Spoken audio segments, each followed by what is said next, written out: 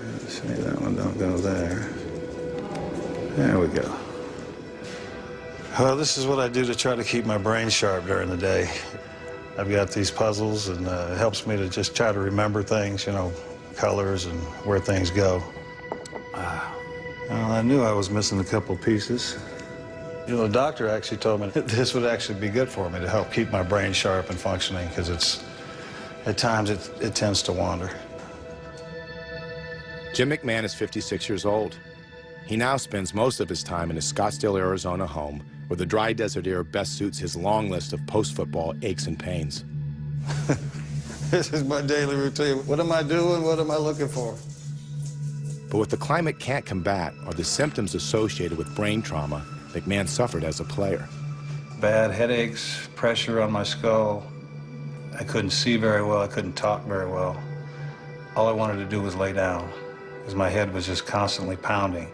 The pain had gotten so bad where if I would have had a gun, I wouldn't have been here. And these two doctors from New York called me and said, "Hey, we think we can help you. We think we know what's going on." I said, "Let's do it." Jim was diagnosed with early onset dementia.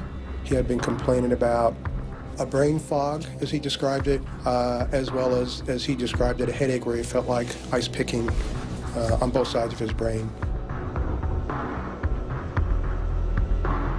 While most concussion studies are focused on the brain, McMahon's team traces the effects of CTE directly to the upper spine, having found that neck misalignment can block the flow of spinal fluid and pool toxic proteins directly onto the brain. Spinal fluid is white. That's the spinal cord. This is the spinal column.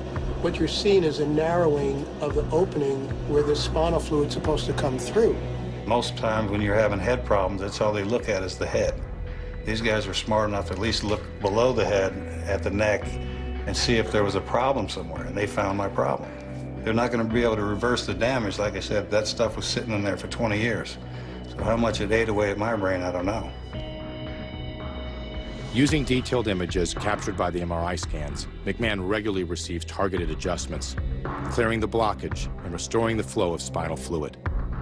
This instrument is going to generate a gentle mechanical tapping that is just lightly going to put those bones right back into normal position.